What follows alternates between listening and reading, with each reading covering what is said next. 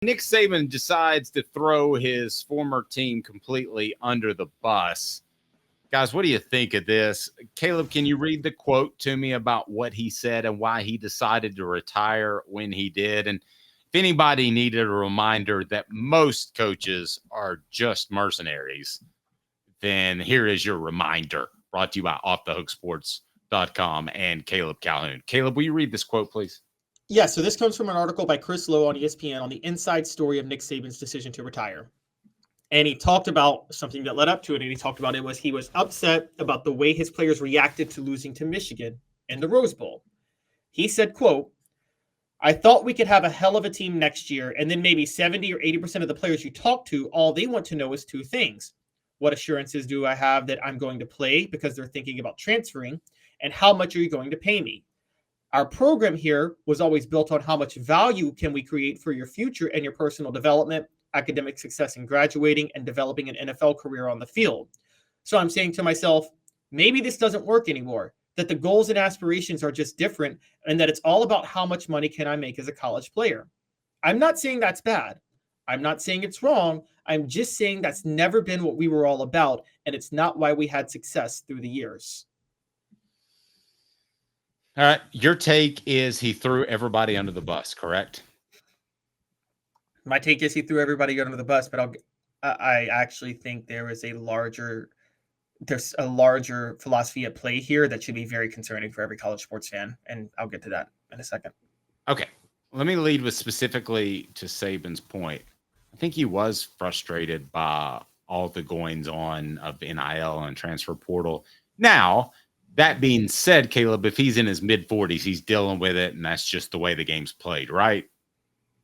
I mean, yeah, probably. Yeah, he's just going to cruise with it, and he's going to be the hip young guy like Josh Heupel is, maybe. I don't know, but he's going to work through it. He didn't want to work through it this time. He didn't want to work through up-tempo offenses like he did by hiring Lane Kiffin. And I understand it. This one's a lot more untenable. This one's a lot tougher to control. And when a player comes to me, I got to be honest with you. I don't care if you're Josh Heupel or who. Travis says Nick Saban is saying this because he sees the team is going to fall apart and he's saving face. Well, there's some truth to that.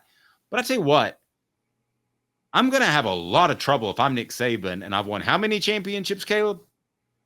7. 7? Mm-hmm. And a kid comes to me and says, I play left guard. I'm just picking a random player, random position. And I need $100,000 to stay or I'm going to play for USF. I have a really hard time even fielding that as a notion of a question. So I don't think it was whether or not Nick Saban could manage and survive the NIL world. I think he could have. I just don't think he wanted to. That's insulting to come to Nick Saban after all that he has done, Caleb, for these young men and say, oh, I need a little bit more cash to stay or I'm going to go to Vanderbilt or something silly. It's crazy. Yeah, and I agree with you. And I want it because people are saying that Nick Saban, this kind of fed into the Reggie Bush quote where Nick Saban retired because he just wanted complete control and he can't get it anymore. I want to take this back for a minute because, guys, Saban has a point. Dave, how often did I say to you after recruiting last year that I think that Nick Saban is building for a really dominant 2024 team? You had said that for a while, actually. Yeah, you had said that. Yes. So when he said, quote, I thought we could have a hell of a team next year, I think he was serious. I think Nick Saban guys, in January of 2023, Nick Saban didn't go home. Spent the whole month on the recruiting trail. Okay, I would just say this one thing. I don't think Nick Saban's the type of coach that loads up for years.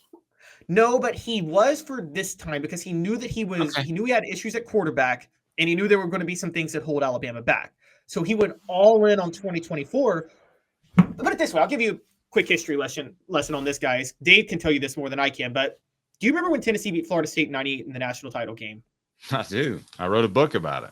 Yes. Do you remember Bobby Bowden's feelings about that? His feelings were, honestly, this wasn't the year we were supposed to do it anyway. We were supposed to do it next year. He always felt that 99. You remember that. Yeah. Yeah. And by the way, he was right. They ran the table in 99 and just beat the brakes off everybody that year. Florida State did. I think Saban was thinking the same thing with 2023, winning the SEC, beating Georgia, and going to the Rose Bowl and putting up a fight against Michigan. Beating them would have been a cherry on top, but he always knew 2024 was his year. So for him to retire was always weird to me when he did that. And then he said, I thought we could have a hell of a team next year. He's making it very clear, guys, that he doesn't think the players saw what he saw in terms of how good they could be next year. And he's effectively saying the players are very short-sighted.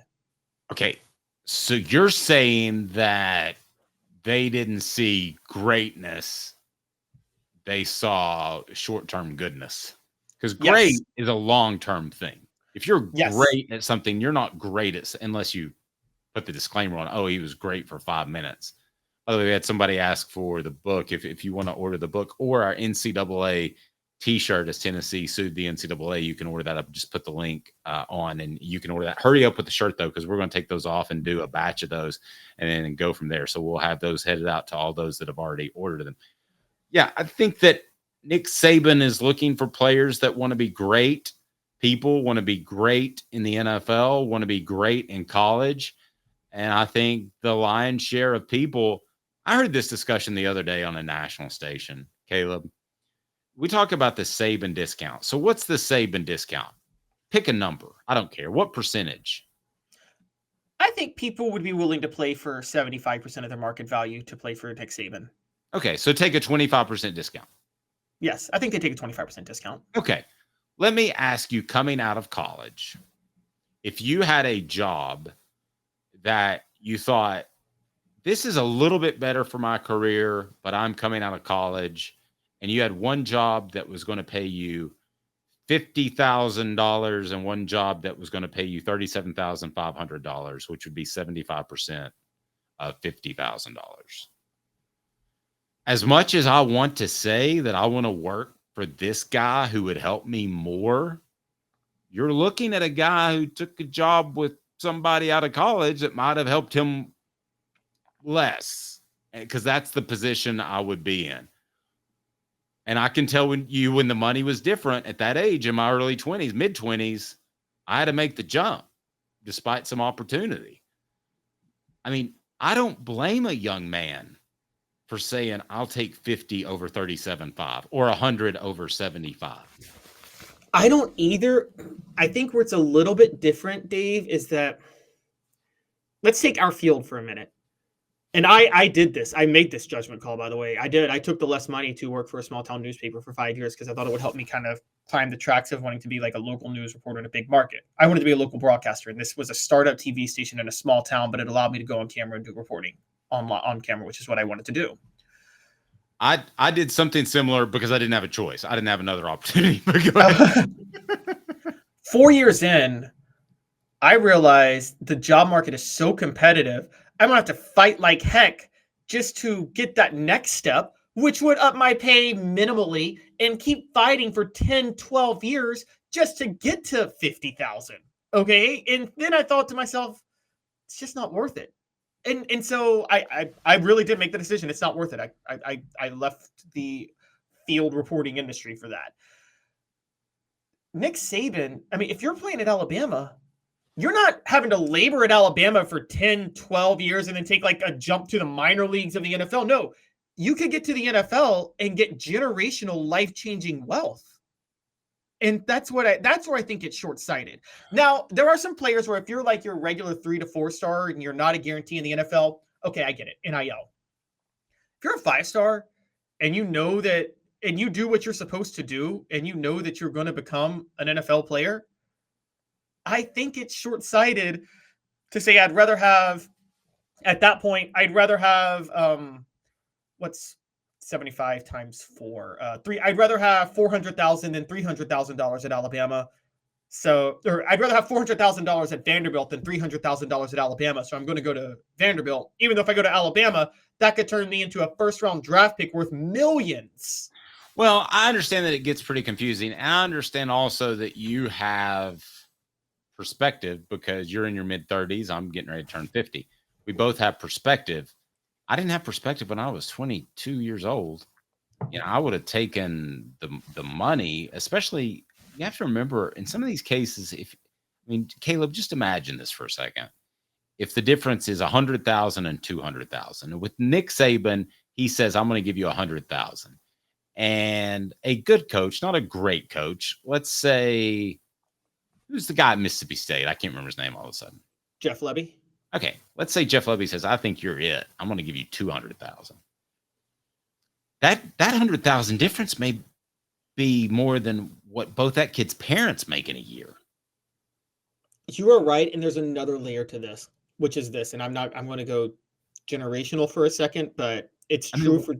I guess what I'm saying real quick, this is semi-generational wealth for some. No, you are right. You are right, and here's another difference with players, because Saban would try to convince them something, but there's a new thing among Gen Zers, and guys, it's not wrong, and it started, and they're doing this because of what they're seeing millennials go through, which is this: older Gen Zers and millennials, and maybe even younger Gen Xers, Dave. So you might be in this camp too. For about a 30-year period in this country, our parents and our the previous generations were telling us, make every sacrifice possible to go to college, right? Because that's your golden ticket. That's your golden goose. Right. And even if you have to go $200,000 into debt for student loans, do it, because it's your golden goose. Most of us did it. Turns out it didn't pay off the way they told us it was going to pay off. So there's a whole new generation of Gen Z kids that are saying, I'm not trusting people Saban's age to tell me to take sacrifices for my future. I see where you're going here. I'll take you a step further. I believe, because a lot of my, not to get too sidetracked, but a lot of my son's friends went to just technical school. I think there's a devaluation of college in general. So yes. if you're the guy who came up through high school and they made sure was eligible because you were a great football player, then what value do you see out of college, the degree? Not college, the football, but college, the degree. I don't see it nearly as much value as I would have previously. I see a lot of value in what I'm wearing right here. Check it out. Apex Apparel is fantastic when it comes to outfitting your business. They did mine with Off the Hook Sports. I have the TriStar Hats Company shirt on right now. You can see it if you're on our video platform on YouTube. It is a absolutely full-scale supply company. Logo design, layout, signage, promo products, screen printing, embroidery. If you need anything, you make sure that it's right. Spirit wear for a school or group.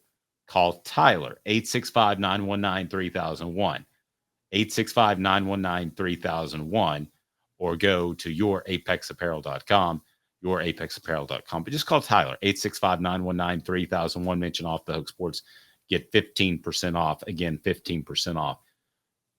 Well, let's face it, society-wise, a college education is not what it used to be. And I'm not saying that the kids out there are the young football players that are 16 and 17 are noticing the societal changes in our socioeconomic model, but it's there and it's happening. And I don't know if these parents say, oh, you've just got to go to college. You've got to go to college and get your degree. For me, honey, that was what was always said. I don't know that they care as much. I think a lot of them now are about just go to school because that's what you have to do to make money. And I'm talking 6-digit, maybe 7-digit money, and maybe make it to the NFL. I think that's the wrong way to look at it, but I think within 2 or 3 years, that could be the vast majority of the way they look at it. Yeah, and there's another layer to this too, because, and this is where the Alabama versus Vanderbilt, or what we're talking about, really comes into play. I don't know if this was with you, but it was with me going into college. You know, when I went to journalism school, it wasn't just going to school for journalism. No, you had to go to the right school. And if you had to go into bigger debt to go to the right school, you had to do that because it's so much more important to go to the higher ranked school. You remember all those talks, right, Dave, with different programs? Yes. Mm-hmm. I learned that was a scam, quite honestly. That was a big scam. And I think players are kind of seeing the same thing now. If they're going to see that with the academic departments, they may see that with the football department. They may be like, you're telling me I have to take all this risk and this discount to go to Alabama to get to the NFL, where I believe it was you, Dylan, who actually mentioned this, or Derek, you mentioned this on the side, and you're right.